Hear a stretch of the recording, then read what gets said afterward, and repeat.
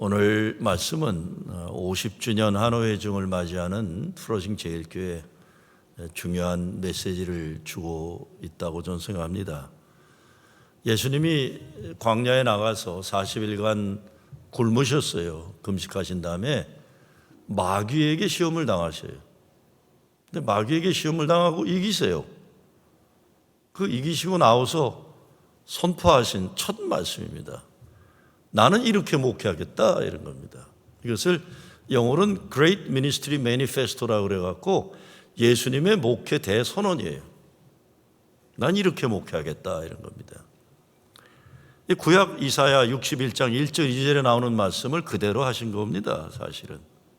그리고 여호와의 은혜의 해라는 건 레위기에 나오는 그 희년, 주빌리를 말씀하는 거예요.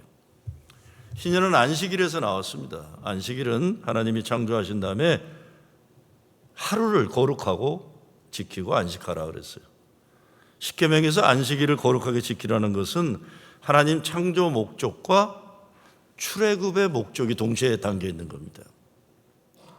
6일은 일하고 일곱째 되는 날을 거룩하게 지키고 안식하라. 근데 이 안식일을 생명을 바쳐서 지키라고 그랬어요. 그런데 유대 민족이 훗날 고백하기를 이렇게 고백합니다. 하나님이 우리에게 안식일을 생명으로 지키라고 명령하셨는데 사실은 안식일이 우리 민족의 생명을 지켜주셨다, 이렇게 고백하게 됩니다. 우리에겐 주일이죠. 주일을 잘 지켰는데 주일이 우리를 지켜줬다, 이런 말씀입니다. 왜 이렇게 하루에 거룩하게 안식하는 게 중요합니까? 이스라엘 민족에게 있어서 영어로 frame of reference라고 합니다. 자기 민족의 모든 근거를 출애굽으로 얘기해요. 출애굽. 그러니까 에집트에 400년 동안 노예 생활하던 그 민족이 모든 과거에 거기서 시작되는 겁니다. 그렇기 때문에 하루를 쉰다는 안식은 노예들에겐 어마어마하게 귀중한 겁니다. 흑인 영가에 이런 내용이 있는 게 있어요. Oh Lord, let me just get through this Sunday. 하나님, 주일까지만 내가 견디게 하여 주시옵소서. 6일 동안은 노예로서 인간으로 대접받지 못하고 살아가지만 주일이 되면 노예로 부리던 백인들도 예배드리러 가고 노예였던 흑인들도 예배 들어가요. 그러면 깨끗한 옷을 입고 헌금을 정성스럽게 준비하고 주일이 되면 노예가 아니에요. 하나님의 자녀로, 하나님의 백성으로 거룩한 주체와 정체성을 가지게 되는 거예요. 그래서 안식일을 지키는 건 그냥 쉬는 게 아니라 하나님 백성으로서 자기 존중과 존엄을 회복하는 겁니다. 예수님이 수고하고 무거운 짐진 자들아 내게로 오라, 내가 너희를 쉬게 하리라 하셨어요. 그거는 세상의 노예처럼 살지 말고 하나님의 자녀답게 살라, 이런 겁니다. 안식일은 재창조의 날입니다. 재창조란 말을 영어로 recreation이겠죠. recreation이 뭡니까?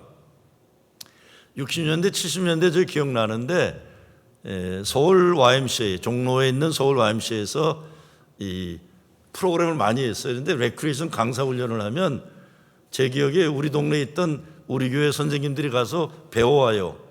그럼 배워와가지고 노래도 가르쳐요. 산 넘어 산이 있다 해서 기억나세요? 뭐 처음 배우는 노래니까 윤석환인가? 그 사람이 기타 치면서 제일 잘했잖아요.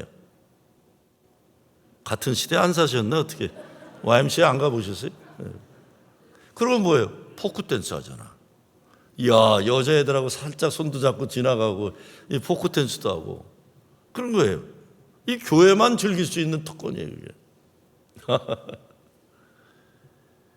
그게 이 레크리에이션의 목적은 하나님 만드신 창조의 세계를 기뻐하고 즐기는 거예요. 그리고 노예처럼 사는 게 아니라 복되고 거룩한 하나님의 허락하신 안식을 누리는 거예요.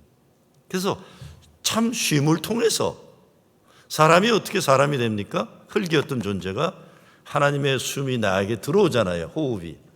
쉼을 통해서 하나님의 숨이 나에게 다시 살아나는 게 이게 레크리에이션이에요. 안식일은 7째 되는 날 쉬는 것이고, 안식년은 7년 되는 해 1년을 쉬는 겁니다. 그래서 교수들은 아주 그냥 안식일년이 되면 1년씩 탁탁 놀아요. 그리고 목사들도 보면 겁 없는 목사들은 막 그냥 1년씩 놀기도 해요. 7년 되는 날. 근데 이 안식년이 7번 되는 77, 49년 지나서 그 다음 해가 희년입니다. 주빌리. 이때가 되면 빚졌던 사람들이 모두 빚이 탕감이 돼요. 이제 너 빚 없다. 다시 시작할 수 있다. 그리고 감옥에 있던 사람들이 집에 가라. 그래서 고향으로 돌아와서 모든 인간이 희년이 되는 해에는 새롭게 시작할 수 있는 삶의 기회가 주어지는 겁니다. 그런데 희년이 실제적으로 역사에서 이루어진 적은 없어요. 진정한 성경적 희년은 구약을 모두 공유하는 개신교나 캐톨릭에서도 이루어진 적 없고, 유대교에서도 이루어진 적이 없고, 모슬렘에서도 이루어진 적이 없고, 다 구약 말씀을 성경으로 가지고 있으면서도 실제적으로 총체적인 신년은 이루어진 적이 없어요. 그런데 예수님이 이게 내 목회 방침이다 선언하시는 거예요. 나는 이렇게 목회하겠다. 올해가 프로싱 제일교회 하나회정 창립 50주년이죠. 희년이에요. 요한 웨슬레는 교회가 진정한 교회가 되는 길은 이 누가복음 4장 18절 19절 여기에 있다라고 요한 웨슬레도 말했어요. 근데 오늘 말씀의 시작이 어떻게 돼요? 성령이 임하사예요. 주의 성령이 내게 임하사예요. 이것이 천재입니다. 이것을 빼놓으면 교회가 어려운 사람들 돕는 구제 자선단체나 아니면 사회 변혁, 정의를 위한 어떤 집단으로 그걸 우리가 받아들이게 되게 돼요. 하나님의 정의와 평화는 성경적으로 하나님이 바라신 최고의 인간 사회에 필요한 가치관입니다. 그런데 성경은 주의 성령이 임하는 것을 전제로 합니다. 왜 그럴까요? 사람들이 다 정의가 달라요. 내가 정의롭다 그러면 아니라는 사람들이 다 있어요. 트럼프 대통령이 이게 나의 정의다 그러면 반대하는 사람은 아니다 그러는 거예요. 그런데 사람들이 자기 생각, 자기 정체적 견해를 가지고 하나님의 절대적 뜻인 양 그렇게 착각하지 말라는 겁니다. 그래서 희년의 핵심은 하나님의 은혜의 해, 하나님이 죄인을 용서하시고 새로운 삶을 시작하게 하시는 복음의 선포예요. 주의 성령이 내게 임하사 이 시작의 말씀과 주의 은혜의 해를 선포하나 이거를 빼고 중간에 있는 것만 하려고 하면 다시 말씀드리지만 이게 구제봉사센터가 되고 교회가 아니면 사회정의구현 본부 역할이나 이렇게로 교회가 아니게 되는 문제가 일어나는 겁니다. 지난 월요일 미국 45대 트럼프 대통령 취임식이 있었어요. 그를 좋아하는 사람들은 미국 황금의 시대가 도래했다는 그의 선언에 환호를 했어요. 미국 최고 우선주의 선언에 박수를 쳤어요. 그런데 지난 월요일 날 취임식과 화요일 날 있었던 취임 기도회, 이게 아마 여러분들이 이 신앙의 문제를 이해하는 데는 이것만큼 좋은 사건이 없는 것 같아요. 왜 같은 기독교인들이라고 그러는데 이렇게 첨예하게 극과 극으로 갈라지는가? 지금 난리예요. 언론들 보시면 극과 극으로 갈라져요. 트럼프 대통령이 취임이 끝나자마자 불법 체류자들을 대대적으로 추방하고 멕시코 국경에 군대를 보내 미립국을 봉쇄하겠다 하고 위대한 미국의 회복을 선언하면서 영광 영광 할렐루야 마귀들과 싸울지라 이 찬송 부르면서 대단한 군대 합창단에 찬양이 울려 퍼졌어요. 그런데 그가 대통령이 된 것을 싫어하는 사람들은 미국의 극우화를 걱정하고 백인 민족 우월주의의 정당화를 두려워합니다. 저는 예수님 목회 대선언에 비춰볼 때, 오늘 본문에 비춰볼 때 트럼프 대통령이 기독교인이니까, 기독교인이라고 그러잖아요. 장로교인이라고 그러더라고요. 미국 우선주의를 말하기보다 하나님이 뜻하시는 이웃과 이방에 빛이 되는 나라가 되겠다고 선언했으면 좋겠다 생각했어요. 저는 트럼프 대통령이 우크라이나 전쟁과 중동의 분쟁을 끝내고 무엇보다 지금 김정은 국방위원장과 만나겠다고 먼저 얘기하더라고요. 난 그건 마음에 들어요. 한반도 평화에 기여해서 노벨상을 받았으면 좋겠어요. 왜? 트럼프가 노벨상 받고 싶어 해요. 난 노벨상 받으면 좋겠어요. 진정 미국을 위대하게 만든 대통령으로 역사가 기록해 주기를 바라요. 그렇게 되려면 취임식이 끝나자마자 가장 먼저 난민과 불법 체류자들을 대대적으로 추방하지 말았어야 합니다. 나중에 설명드릴게요. 소수자들과 이민자들을 불안과 두려움에 빠뜨린 일을 하지 말아야 했습니다. 여러분, 그 취임식에 보면 같은 공화당 출신 대통령 조지 W. 부시 2세 대통령이 꼴꼴대고 웃는 장면이 몇 개 나와요. 저는 진짜 트럼프 대통령에게 바라는 것은 조지 W. 부시 대통령과 같은 공화당의 보수인데, 여러분 기억나세요? 조지 W. 부시가 얘기한 보수의 선언이 뭔지 기억나세요? 조지 W. 부시는 따뜻한 보수를 얘기를 했어요. Compassionate conservatism. 자비로운 보수를 얘기했어요. 자비로운 보수. 그래서 사실은 조지 W. 부시 대통령이 제일 친한 게 오바마 대통령 부인하고 친해요. 자비로운 보수와 자비로운 진보가 만날 수 있는 거예요. 저는 여러분 혹시 트럼프 대통령과 가까운 분들 계시면 제 말 좀 전해주세요.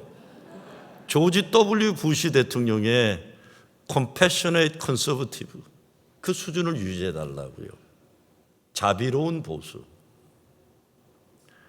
진정 위대한 미국이 되려면 세계 다른 나라들에게 존경받아야 됩니다.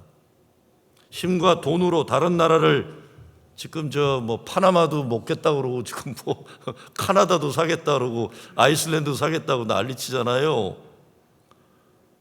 그렇게 힘과 돈으로 다른 나라를 두려움에 빠뜨리면 이건 위대한 나라가 아니라 깡패 나라가 되는 겁니다. 깡패예요. 진짜 위대한 사람은 그러는 게 아니에요. 진정 위대한 나라가 되려면 예수님 목회 대선언에서 제시하는 미국에 있는 가난한 사람들, 노약자들, 소수자들 보호받고 잘 사는 나라 만드는 게 이게 진정한 위대한 나라예요. 물론 질이 나쁜 범죄를 저지른 난민이나 불법 체류자를 추방한다, 저는 반대하지 않아요. 근데 여러분, 우리 솔직히 터놓고 얘기합시다.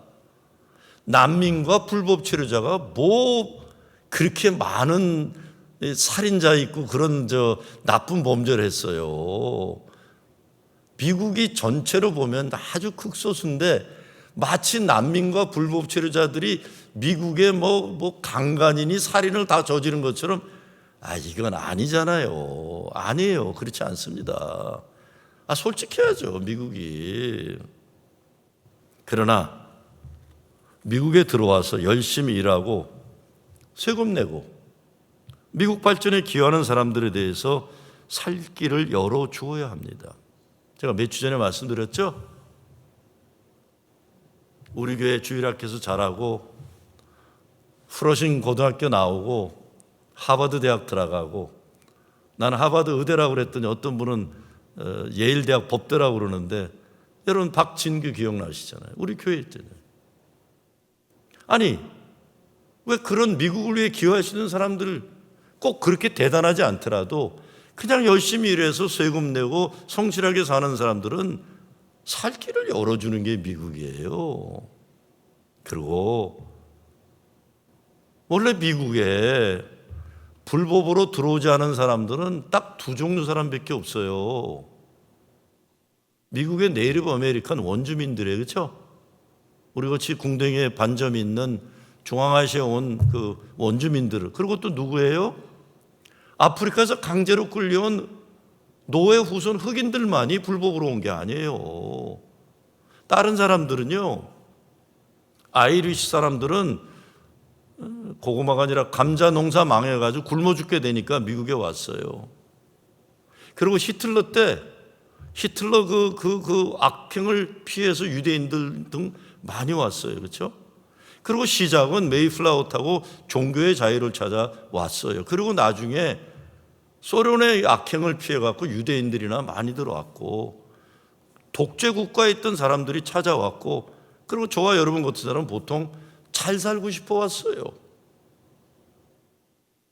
불법 하는데, 저희 아버님 영주권 받느라고 공부도 많이 한 분이 밤일하면서 겨울이 되면 교회 지하실에, 이 교회라는 데가 못돼 먹어서 이제 호래비들 모아서 10명 지하실 자게 하면서 불도 안 넣어줘갖고, 저희 아버님은 그냥 교회를 목사인데도 싫어했어요. 가스비 아낀다고 그냥 그 호래비들 70년대 시카고 추운 겨울에 이게 저희 아버님, 여러분 무슨 대단한 적법적인 절표로 여러분 오신 분이 몇 명이나 돼요. 그게 그리고 뭐가 대수예요.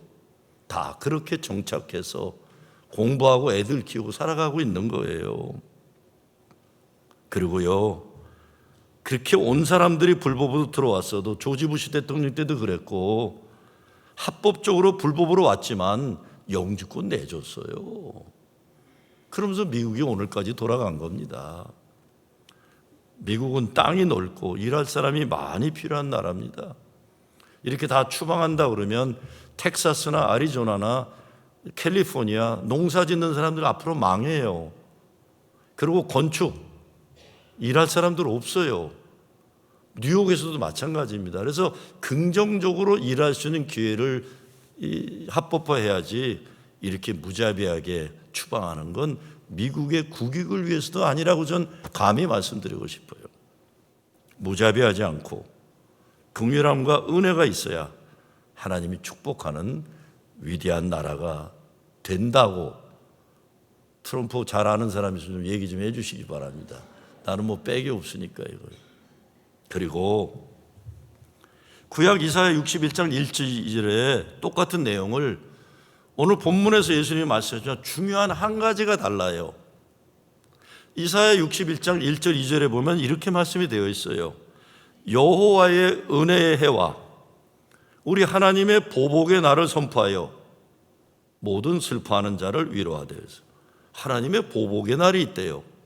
근데 예수님은 여호와의 은혜의 해를 선포는 하지만 하나님의 보복의 날은 빼버리셨어요.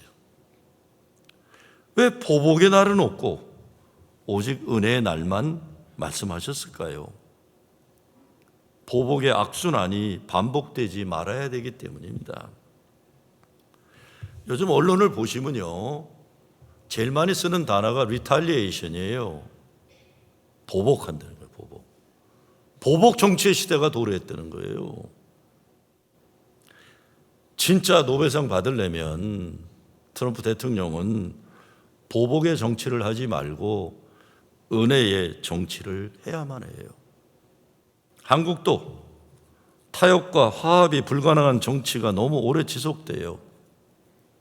이번 탄핵 정국이 정리되면 앞으로는 보복의 악순환을 멈추고 상생과 화합의 미래를 열어가기를 기도해야 합니다. 우리가 나라가 망해요 저러다가. 이번에 트럼프 대통령 취임식 기도회 설교에서 제가 이것 때문에 지금 기독교가 아주 첨예하게 갈등해, 언론 보시면 지금 진보 기독교와 보수 기독교가 대판 싸우고 있어요. 트럼프 취임식 끝나고 그 다음날이 취임 축하 예배가 있었어요. 그런데 취임 축하 예배 설교에서 미국 여자 성공회 감독이 마지막 설교 부분에 트럼프 대통령에게 호소를 해요. I plead란 말을 해서 내가 호소합니다 대통령에게. 불법 체류자와 난민들 그리고 성소수자들에 대해 자비를 베풀려고 그랬어요. 그들이 두려워하고 있으니 긍휼한 정치를 하라고 그랬어요. 그랬더니 트럼프가 예배 마치고 나가다가 기자들이 물어보니까 오늘 말하자면 제가 순수한 고상한 한국말로 하면 오늘 예배 개떡 같았다 이러고 나가버렸어요. 이게 이제 문제가 터진 거예요. 그러니까 진보 진영에서는 이 성공의 감독을 예언자적 사명을 했다. 뭐 지금 스타가 됐어요, 이 아줌마가. 그리고 아주 위대한 설교였다고 막 치켜 올려요. 근데 보수 진영은 이게 뭐 사입이라 이렇게 하는 거예요. 강단을 이용해서 정치 발언했다. 팍스 뉴스는 치사하게 감독이라는 성직을 가지고 강단 뒤에 숨어서 대통령에게 불손한 정치 발언했다 이렇게 비난하고 있어요. 그럼 한번 들어보세요. 저는 트럼프 대통령 취임사도 들었고 그 성공의 여자 감독 설교도 들었어요. 불손하지 않았어요. 설교 끝부분에서 간곡하게 난민들, 불법 체류자들, 약자, 소수자들에게 긍휼을 베푸는 인도적인 정치를 해달라고 부탁한 겁니다. 트럼프 대통령이 기분이 안 좋을 수 있어요. 그렇죠? 그런데 이게 문제예요. 미국의 대통령은 트럼프예요. 그러면 예배 마치고 나가면서 아무리 기분 나빠도 오늘 설교 잘 들었는데 내가 참모들하고 의논도 하고 내가 잘 참고하겠다 이랬으면 보세요. 이렇게 끝났으면 45대 대통령 취임사만 쫙 올라가고 이 아무도 알지 못했던 이 미국 아줌마 감독 이 설교는 아무도 기억 못해요. 그런데 트럼프가 화가 난 것 때문에 미국 언론은 지금 이 여자 성공의 감독 설교만 계속 나가고 있어요. 욕하는 쪽이나 좋아하는 쪽이나. 결국 트럼프 취임사는 아무도 듣지 못하게 되어 그렇습니다. 이것이 자비로운 보수가 가져야 할 지도력을 수준을 유지해 달라는 제 부탁이에요. 본인을 위해서도. 그리고 소수자와 약자 정의와 평화를 바라는 사람들은 누구 욕하고 분노하느라 에너지 소모하지 말아야 됩니다. 제가 목사잖아요. 나는 근데 목사들이나 뭐 예수 믿는 사람들이 트럼프 대통령이나 윤석열 대통령 욕할 때 좀 기본 교양을 좀 지켜줬으면 좋겠어요. 아무리 자기들하고 안 맞는다. 왜? 대한민국이나 미국이 헌법이 있고 국회가 살아있고 헌법재판소가 살아있는데 아니 목사라는 사람들이 막 국민이 투표해서 대통령 된 사람들이에요. 싫거나 좋거나. 그러면 기본적인 존중을 유지하면서 비판을 해야지 무슨 아이고 입에 담지도 못할 욕이나 해야 되고 비하하고 그래서는 안 된다고 봐요. 저는 그러면 안 되고 제 말씀 한번 들어보세요. 누가 잘못한 사람 욕한다고 내가 잘하는 사람 됩니까? 네? 내가 누구 욕한다고 나는 선한 사람 돼요? 아니거든요. 불의한 사람 욕한다고 내가 정의로운 사람 되는 거 아니에요. 내가 의로운 일, 선한 일 내가 해내야 돼요. 말하고 생각해서 되는 거 아니에요. 그러니 현실이 어려울수록 더 열심히 바닥에서부터 사회적 약자와 가난한 사람들, 억울함 당한 사람들 위해 일을 해야 합니다. 사람들이 살아가는 삶의 현실 바닥에서 예수님이 말씀하는 천국과 하나님 나라를 우리 사는 그 자리에서도 만들어 가야죠. 그냥 글이나 하고 말로만 진보적인 거 해봤자 그런 사람들이 세상 바꾼다고 저는 생각하지 않아요. 우린 예수 믿는 사람들이에요. 우리는 보이지 않지만 하나님이 살아계심을 믿어요. 우리는 십자가 죽임 당하신 주님이 죽음을 이기고 부활하신 것을 믿는 부활의 증인들이에요. 그러니 아무리 힘들고 어려운 현실이 주어진다고 해도 죽음의 권세를 이기신 예수님이 나의 주님이시니 소망이 어려운 중에 소망하고 믿기 어려운 중에 믿는 것입니다. 믿고 또 믿고 소망하고 또 소망하는 것이에요. 예수 목회 대선언에 앞서 성령의 역사가 임했다는 것이 우리 예수 믿는 사람들을 일반 사회 종이나 변혁을 말하는 사람들과 구별하는 겁니다. 대부분의 세계 전쟁은 종교적 이유나 사람들이 자기들의 이상적인 세상을 만들겠다는 이 생각에서 일어나는 겁니다. 자기들의 종교, 이념과 사상, 자기 나라의 힘의 과시, 이것 때문에 세계대전이 일어나는 거예요. 이것은 좌나 우나 다 마찬가지라고 봐요. 다른 것 아닙니다. 인간이 역사의 주인이 되려고 하나님의 영역을 침범하는 바벨탑을 쌓지 말아야 돼요. 그래서는 안 됩니다. 하나님 살아 역사하세요. 그리고 사람은 어느 인간이나 죄를 사모하는 성향이 있어요. 어느 인간도 자기 스스로 구원에 이르지 못합니다. 그러나 동시에 하나님 사랑과 은혜 역시 모두에게 열려 있습니다. 내 편에게만 열려 있고 내 반대편에게는 닫혀 있는 게 아닙니다. 그러니 사람은 누구나 겸손해야 하고 하나님 은혜에 감사해야만 합니다. 교회도, 여러분 교회 보세요.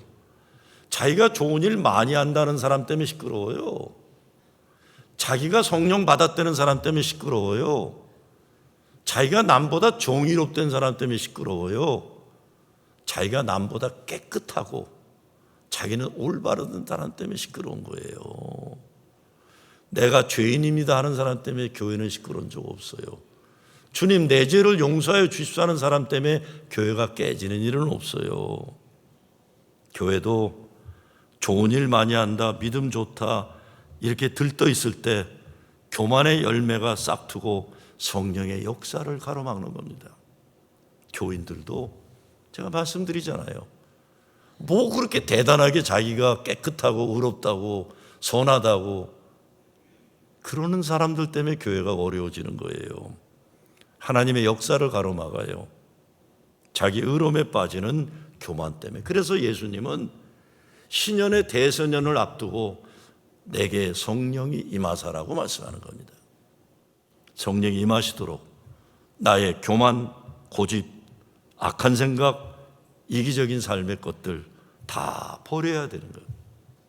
프로징 제일교회도 성령의 인도에 순종하는 교회 되어야 됩니다. 교회마다 깨져야 하는 견고한 교만의 진이 있어요. 교회마다 나쁜 문화와 습관들이 있어요. 프로징 제일교회도 그렇습니다. 이 교회도 그래요. 지난 50년 역사 프로징 제일교회는 진짜 교회다운 교회로 하나님이 기뻐하시는 일만 했습니까? 한번 생각해 보자고요. 이 교회를 섬긴 목사들은 저를 포함해서 다 선한 목자, 성자 비슷했고 인간이 가지는 문제 없는 다 교회를 부흥하는 일에만 그런 목사들이었습니까? 제가 오는 주에 창립하신 김병서 목사님 만나 뵙기로 했어요. 그 이후에 목사님들이 어떤가 제 선배들 다 알아요. 제가 오기 전에 교회 시끄러웠을 때 있던 목사님도 아버님이 저희 교회 목사님이기 때문에 제가 잘 알아요. 저를 포함해서 진짜 문제 없는 그런 목사들이었습니까? 그러면 교인들은 또 어땠어요? 교인들이 열심히 헌금하고 헌신하고 교회 어려움 있고 문제 있으면 교회를 위해 기도하고 발벗고 나와 도왔어요? 아니면 목사 내쫓고 싸우는 일은 그렇게 열심히 했는데 그 에너지와 열정으로 교회를 위해 무슨 일 하셨습니까? 눈이 많이 오면 교인들이 교회 와서 눈도 같이 쳐주고 비가 많이 와서 지하실에 홍수가 나서 다 난리가 나면 와서 물도 같이 퍼내고 그렇게 온 마음과 마음으로 이 교회를 헌신했습니까? 예배를 신령과 진정으로 드렸습니까? 우리가 하나님 앞에서 잘했다고 자랑할 것이 많을까요? 아니면 하나님 앞에 부끄러운 것이 더 많을까요? 누가 감히 하나님 앞에 잘했다고 할 수 있습니까? 오직 우리가 고백해야 할 것은 하나님 은혜였다는 이 고백뿐이 없습니다. 성령이 임한다는 것은 내 삶의 모든 것에 하나님의 것으로 채워지고 나의 것을 버리는 겁니다. 그래서 바울은 내가 그리스도와 함께 십자가에 못 박혔나니 그런즉 이제는 내가 사는 것이 아니요 오직 내 안에 그리스도께서 사시는 것이라. 이제 내가 육체 가운데 사는 것은 나를 사랑하사 나를 위하여 자기 자신을 버리신 하나님의 아들을 믿는 믿음 안에서 사는 것이라. 갈라디아에서 말씀합니다. 올해 희년을 맞이하면서 프로싱 제1교회가 오직 성령으로 채워지는 것을 우선으로 삼아야 합니다. 그래야 하나님이 신의 역사를 이루십니다. 그렇게 성령이 임하니까 가난한 사람들에게 설교하는 복음을 전하게 됐다 했어요. 그런데 마태복음에 보면 심령이 가난한 자예요. 요한복음에도 보면 심령이 가난한 자예요. 누가복음만 가난한 자입니다. 그러니까 진짜 가난한 사람과 심령이 가난한 사람 다 포함된다고 볼 수 있어요. 오늘 이 자리에 계신 여러분 모두 심령이 가난하니까 예배 자리로 온 겁니다. 그런데 교회 오래 다니고 보면 어떻게 됩니까? 심령이 부자가 되는 사람들이 많아져요. 그래서 교회를 귀하게 여길 줄 몰라요. 감사와 기쁨이 없어요. 자기 알아주기만 바라요. 그래서 못된 짓 하면서도 알아주기 바라고 잘한 짓 하면서도 알아주기를 바라는 거예요. 인간의 심리가. 하나님 말씀 귀한 줄 모르게 되고 은혜 받는 마음이 잃어버리게 되는 위험에 빠지는 겁니다. 제 친구가 FDIC라고 은행 관리 거기 좀 높은 자리에 있었어요. 그래서 오래전에 조지아 남부에 은행 부실한 은행들 문 닫는 것 때문에 한 2년 가 있었어요. 그 2년 가 있다가 시카고 돌아와서 그러더라고요. 그냥 상식적인 교회에 다닌다는 게 얼마나 중요하고 축복인지 몰랐어. 그래서 왜? 그랬더니 자기 가 있는 동네는 2시간 내에 교회가 딱 하나밖에 없대요. 한인교회. 그래서 거기까지 가는 거예요. 그런데 저한테 그렇게 얘기하더라고요. 야, 너네 목사들은 어떻게 이렇게 사람 마음을 모르냐? 그래서 왜? 그 동네 사람들이 주로 플리마켓이라는 거 아시나 모르겠어요. 그 금요일, 토요일, 주말, 주일 되면 뭐 목걸이도 팔고 이것도 팔고 저것도. 그래서 그 짐 싸들고 다니면서 플리마켓을 다녀야 돼요, 여기저기. 이게 주일날 교회를 못 와요. 그런데 뭐 땡스기빙이 된다든가 크리스마스가 된다든가 이러면 대목인 걸 포기하고 돈 버는 걸 포기하고 가족들과 예배 드리기 위해서 그때 되면 플리마켓 하는 사람들이 교회 예배 드리러 온대요. 그러면 그 목사가 이때다 그러고 그 주일만 되면 주일 성수 안 하면 천국 못 간다고 난리 친대요. 돈 벌려고 주일날 장사한다고. 여러분 보세요. 그분들은 돈 벌려고 주일날 예배 못 드리는 게 얼마나 미안하겠어요. 그렇죠? 그래서 주일날 교회 와요. 그러면 오는 날이 장날이라고 이 목사는 주일 성수 안 하면 지옥 간다고 야단을 치는 거예요. 제 친구가 그래요. 야, 니네 목사들은 그렇게 사람 마음을 모르냐. 그런 교회를 다니다가 시카고를 돌아왔어요.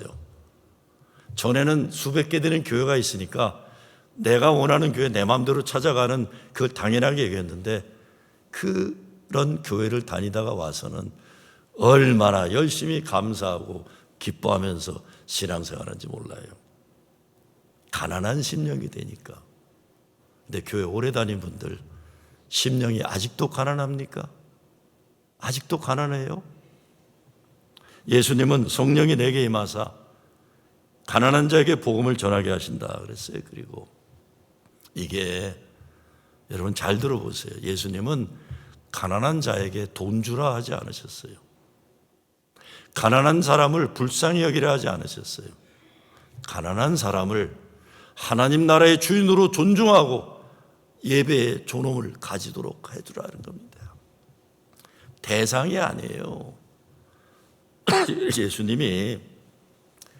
예수님 제자 가운데 가난한 사람을 가장 많이 생각하는 사람, 그리고 예수님 제자 가운데 사회 정의를 가장 많이 생각하는 제자가 누구였어요?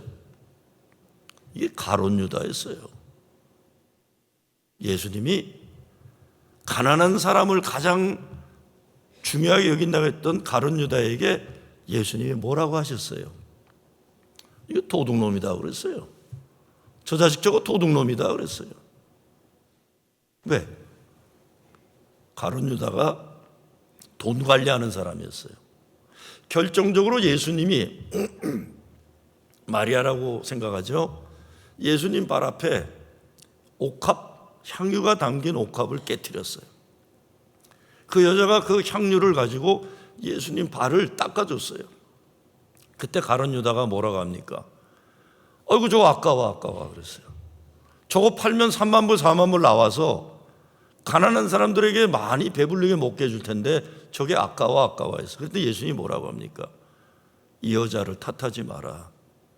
이 여자의 이 행실은 훗날 복음이 증거되는 것에 잘 칭찬받아야 하니라. 그때 가룟 유다가 뚜껑이 열려서 예수님을 은 30냥에 팔아넘기게 되는 거예요. 가룟 유다가 왜 예수님을 그렇게 따라다녔습니까? 오병이어 기적을 일으키니까 유대 군중들이 야, 엄청난 사람이 나타났다. 왕으로 모시려고 따라다녀요. 그때 가룟 유다가 저 사람을 앞세우면 우리 유대 민족이 로마 제국의 식민지에서 해방될 수 있으라고 따라다닌 거예요. 자기 뜻대로 예수를 마음대로 한 거예요. 그러다가 결정적으로 예수님이 난 십자가에서 죽어야 된다 자꾸 얘기하다가 이 뚜껑이 열리게 된 사건이 향수병을 깨트린 그 사건 때문에 결국은 가룟 유다가 예수님을 배반합니다. 여러분 잘 생각해 보세요. 제가 신년을 얘기하면서 왜 이야기를 하느냐? 예수님을 잡아 죽이기를 제일 원했던 게 자기들이 믿음 제일 좋다는 바리새인들이었어요. 그리고 불행하게도 예수님을 배신한 거는 자기가 가장 정의롭고 민족을 위한다던 가룟 유다였어요. 여기에 문제가 있는 겁니다. 자기 생각이 너무 앞서요. 그래서 예수님은 내게 성령이 임하사라고 말씀하는 겁니다. 프로징 제1교회도 은혜의 해를 선포하는 교회가 되어야 합니다. 존엄이 파괴당하고 무시당하고 억압당하고 억울함당하는 그 사람들을 자유케 하고 해방하는 일을 교회가 해야 됩니다. 그런데 앞으로 진정한 신현교회가 되려면 방해와 핍박이 심할 거예요. 예수님 이 말씀 끝나고 이제 다음 주 설교에 나오겠지만 본문이 나오지만 들은 사람들이 기분이 안 좋았어요. 기분이 안 좋다가 결정적으로 26절인가 넘어가면 예수를 죽이려고 동네 바깥으로 끌어가서 낭떠러지에서 밀어뜨리려고 하는 사건이 일어납니다. 다음 주에 나올 사건이에요. 본문에. 예수님이 신년을 선포하니까 죽이려고 사람들이 달려들었다는 겁니다. 우리 교회도 진정 예수님이 말씀하시는 신년교회가 되고 하면 여러 종류의 협박과 핍박과 모함을 받은 그런 일이 앞에 있을 겁니다. 그런데 21절에 보면 이렇게 말씀하세요. 이 글이 오늘 너의 귀에 응하였느니라. 영어로 보면 Today this scripture is fulfilled in your hearing. 그렇게 되어 있어요. 지금 이 말씀을 듣는 순간 이루어졌다. 믿음은 바라는 것들의 실상이요 보이지 않는 것들의 증거라고 했어요. 주님의 말씀을 듣는 순간 이루어지는 거예요. 그래서 오늘 본문을 듣는 순간 저와 여러분 그리고 여러분의 가정과 우리 교회에 신년은 이미 임했다고 예수님은 말씀하고 계십니다. 이제 예수님 말씀 들었으면 믿고 지금 이루어진 것처럼 사는 겁니다. 2025년 신년의 해, 여러분의 삶에 성령이 충만하고 은혜가 가득하기를 주의 이름으로 축원합니다.